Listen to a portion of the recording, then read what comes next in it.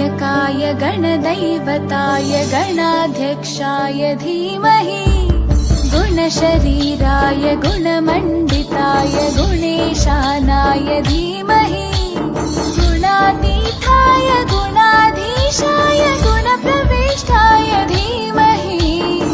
एकदन्ताय वक्रतुण्डाय गौरीतनयाय धीमहि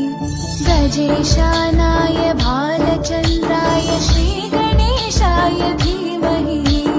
गानचतुराय गानप्राणाय गानान्तरात्मने गानोत्सुकाय गानमत्ताय गानोत्सुकमनसे गुरुपूजिताय गुरुदैवताय गुरुकुलस्थायिने गुरुविक्रमाय गुह्यप्रवराय गुरवे गुणगुरवे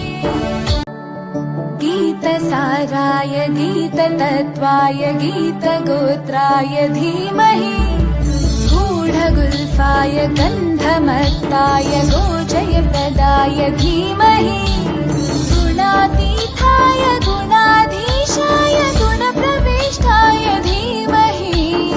एकदन्ताय वक्रतुण्डाय गौरीतनयाय धीमहि